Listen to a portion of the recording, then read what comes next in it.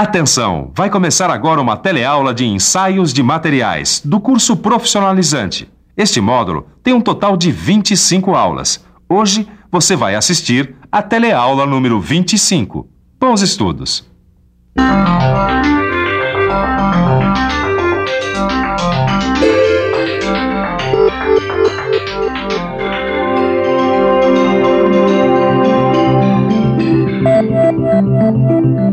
Na última teleaula, você viu que os tubos fabricados aqui nessa indústria passam pelo ensaio de raio-x. Deu para você perceber que durante o ensaio de raio-x, aparentemente, não acontece nada, porque as radiações emitidas não são visíveis. E é aí que mora o perigo. Como a gente não vê e não sente, a radiação pode prejudicar o nosso organismo sem a gente perceber. As radiações gama são tão perigosas quanto as radiações X. E isso é uma das coisas que a gente vai ver na teleaula de hoje. Na teleaula de hoje, você vai conhecer os equipamentos que produzem o raio gama. Vai ver como é feito um ensaio por raios gama. E vai ver como a segurança é importante na radiografia industrial. Você se lembra que quanto menor o comprimento da onda, mais perigosas para a saúde são as radiações emitidas.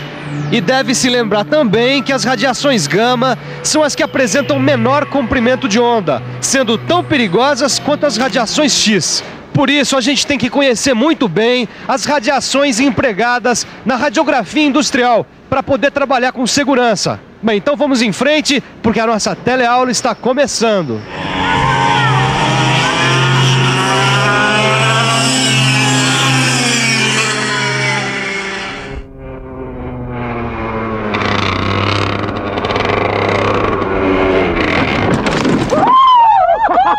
Edgar, muito bem!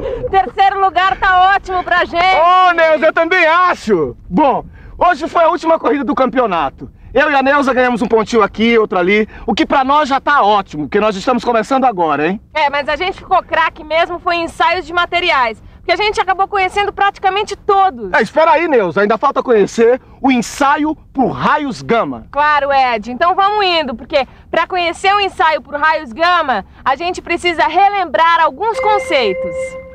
Os raios gama são ondas eletromagnéticas originadas por isótopos instáveis. Os isótopos usados na radiografia industrial são artificiais. Os mais usados são o cobalto 60, o irídio 192, o césio 137 e o túlio 170. Olha, Edgar, uma das unidades que mede a atividade de uma fonte é o becquerel ou ainda o Curie. Um Curie equivale a 37 bilhões de desintegrações por segundo e o becquerel, uma desintegração por segundo. Essas desintegrações provocam a queda de atividade de um isótopo. Meia-vida de um isótopo corresponde ao tempo necessário para a atividade de fonte chegar à metade do seu valor inicial. Ô Caio, a gente tem que levar em conta o decaimento da atividade do isótopo, porque isso afeta as condições do ensaio. Ué, como assim? Veja só, essa radiografia tem qualidade e nitidez.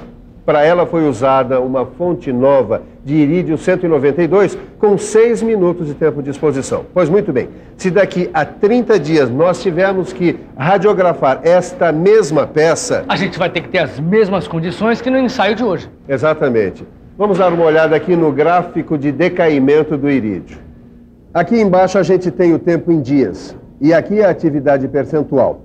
A gente sabe que a meia-vida do irídio é de 75 dias. Então, depois de 30 dias, sua fonte terá reduzida a intensidade de emissão e, para compensar, o tempo de exposição vai ter que ser maior, porque em 30 dias a emissão da fonte cai de 100% para 75%. Quer dizer, em outras palavras, para descobrir qual o tempo de exposição após 30 dias usando a mesma fonte, é só estabelecer uma relação inversamente proporcional, porque com a diminuição da emissão da fonte, o tempo deve ser aumentado. Fazendo os cálculos, a gente descobre que ele deve ser de 8 minutos. Num equipamento para raio-x, é possível gerar ondas eletromagnéticas de diversos comprimentos. Já os isótopos emitem radiações específicas, tanto quanto à quantidade de energia, quanto ao tamanho da onda. Essas diferenças a gente percebe comparando os ensaios de raio-x e raio gama. Vamos conversar aqui com o engenheiro Décio? para saber mais diferenças entre os raios X e raios gama. No raio-X, a radiação cessa quando o equipamento é desligado. Já com a fonte de raio gama, isso não acontece. O isótopo emite radiações continuamente e por isso deve ser guardado em uma blindagem. Uma das vantagens do raio gama é que eles não precisam de energia elétrica para sua geração e por isso podem ser usados em locais de difícil acesso. Outra vantagem é que os equipamentos de gamografia são mais simples. Eles têm um custo inicial mais baixo e requerem um menor custo de manutenção. Pois é, obrigado, engenheiro Décio. Pois é, a gamografia, ela pode ser usada em qualquer atividade industrial onde o raio-X também pode ser empregado. Aqui nessa tabela, a gente pode ver a equivalência entre raios X e raios gama. Ela serve como referência para a escolha do isótopo em função da espessura da peça e das características do equipamento usado. Assim, o Césio 137, por exemplo, tem energia de 0,66 megaelectrovolt, que equivale ao raio-X produzido por equipamento com 500 kV e tem uma penetração de 20 a 80 milímetros para o aço. Bom, agora está na hora da gente conhecer o equipamento para o ensaio por raio gama. Caio, esse é o aparelho irradiador de raios gama e ele é composto basicamente de 3 partes: blindagem, mangote e os comandos. Eu acho melhor você mostrar o equipamento inteiro, Silva. Então vamos lá. Aqui a gente tem o cabo de controle, o mecanismo de acionamento, o indicador da posição da cápsula radioativa, o cabo de guia da fonte, a cápsula radioativa, que nesse caso está vazia, a blindagem protetora, o mangote e os comandos. A blindagem serve para absorver a radiação emitida continuamente pela fonte, mantendo a parte externa em padrões aceitáveis, seguindo normas internacionais. Ela é fabricada em urânio exaurido, que é um átomo estável, ou chumbo, e a estrutura externa é em aço inoxidável. O mangote é um tubo por onde será conduzida a fonte radioativa da blindagem até o ponto determinado para irradiação. E os comandos permitem o acionamento e o controle da fonte. Através desses acionamentos, a fonte radioativa vai para fora da blindagem pelo mangote. Após o tempo de exposição, a fonte é recolhida à blindagem. Bom, agora eu quero ver o ensaio, Silva. Só que antes você vai ver a preparação do ensaio, tá? Nós vamos fazer o ensaio nessa peça aqui. Ela tem 300 por 250 por 20 milímetros de espessura. Agora, considerando o reforço no cordão da solda, a espessura é de 25 milímetros. Já sei. A primeira coisa a determinar é o tempo de exposição, né? Exatamente. O tempo de exposição é determinado pelo gráfico específico para cada isótopo. O gráfico relaciona o fator de exposição com a espessura da peça e a densidade radiográfica requerida, fixando alguns parâmetros como o tipo de filme, a tela intensificadora e as condições de revelação. Entre os isótopos radioativos, o irídio pode ser fornecido em forma de pastilha metálica e o césio só é fornecido em pó. Então a preferência irá recair sobre o irídio 192, pois em caso de acidente, o risco de contaminação com o césio em pó é muito maior. Bom, então nós vamos fazer nosso ensaio com o irídio 192, né? A nossa fonte será colocada a 70 centímetros de distância do filme, pois essa é uma distância que tem trazido bons resultados. Nós vamos usar 2 de densidade radiográfica. Tá? Agora tem uma coisa, Caio. Toda fonte tem uma documentação que a acompanha desde a sua produção. Aqui. É, exatamente como essa. Pois bem, a documentação nos diz que a fonte está com 75 dias. Se a fonte do irídio 192 tem a atividade inicial de 20 mil milicurri, a gente tem que determinar a atividade atual da fonte. Veja que a fonte com 75 dias tem atividade de 50% em relação à inicial. Logo, a emissão da nossa fonte é de 10 mil milicurri. Agora, preste atenção na curva referente à densidade igual a 2. Cruzando a espessura total da peça, que é de 25 milímetros, a gente vê que o valor do fator de exposição é de 90. O fator de exposição a gente consegue com essa fórmula. Fator de exposição é igual à atividade da fonte em milicurri vezes o tempo de exposição em minutos, dividido pela distância fonte-filme em centímetros ao quadrado. Tudo bem, Silva. Só que a gente ainda não conseguiu descobrir qual é o tempo de exposição. Você tem razão, só que agora ficou fácil. Vamos pensar um pouco? Vamos pensar um pouco. Deixa eu ver. Para saber o tempo de exposição, a gente tem que isolar o T da fórmula do fator de exposição. Fazendo as substituições, o tempo de exposição tem que ser de 44 minutos e 6 segundos. Nesse caso, não é necessário calcular a distância de balizamento, porque o ensaio será realizado dentro desse bunker de concreto, que oferece proteção suficiente.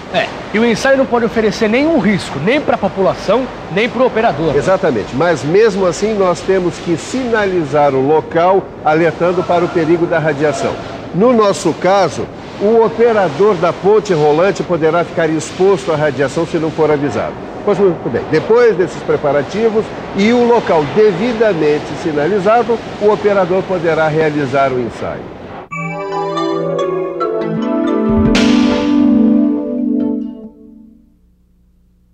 Primeiro, o operador tem que montar o chassi. Esta operação é feita no escuro. Depois tem que colocar a peça, o chassi montado, o IQI e o irradiador na posição correta. Do lado de fora do bunker, o operador aciona os comandos do equipamento para iniciar a exposição. Depois disso, recolhe a fonte e o irradiador. O filme é revelado e analisado no negatoscópio. Aí está a radiografia por raios gama. Chegou a hora da gente falar sobre proteção radiológica. Os raios X e gama causam danos às células do corpo humano e modificações genéticas. Por isso é importante conhecer esses danos e saber quais as medidas de segurança para que eles não ocorram. No Brasil, o órgão que determina e executa a política de radioproteção é a Comissão Nacional de Energia Nuclear. E a dose máxima permissível de radiação que trabalhadores e público podem receber foi estabelecida pelas normas internacionais de proteção radiológica. Agora, Odécio, como é que eu controlo a dosagem de radiação que o operador está exposto? Bom, esta dosagem é controlada por um dosímetro pessoal, que é enviado mensalmente para um instituto especializado nesse tipo de leitura. Os operadores também são submetidos semestralmente a um exame médico específico. E além do controle individual, existem na área dosímetros para controle do ambiente. E esse aparelhinho aqui, que parece um bip de médico, é um dosímetro pessoal. Ele é um detector individual de bolso que mede as doses de radiação que o operador recebeu ao longo de um mês de trabalho, porque as doses de radiação estão sempre relacionadas ao tempo de exposição. A intensidade da radiação diminui na proporção inversa do quadrado da distância. Por isso, na radiografia de campo, a distância de balizamento precisa ser rigorosamente respeitada. Em lugares fechados ou com equipamentos estacionários, o lugar onde a peça vai ser exposta precisa ser confinado e blindado com chapas de chumbo ou paredes de concreto, para que a radiação permaneça em níveis aceitáveis. E atenção, se liga aí que é a hora da revisão. Na teleaula de hoje, você relembrou alguns conceitos da radiografia industrial e fez a comparação entre os ensaios de raio-x e gama. Conheceu os equipamentos do ensaio por raios gama e viu que o ensaio precisa de uma preparação. Viu como é feito o ensaio por raios gama e, finalmente, viu como funciona a proteção radiológica. Hoje nós chegamos ao fim do módulo de ensaios de materiais. Foram muitas corridas, muitos ensaios destrutivos e ensaios não destrutivos. Agora é hora de fazer todos os exercícios da última teleaula e fazer também uma revisão geral do módulo para ver se ficou alguma dúvida. Até a próxima. Tchau, hein?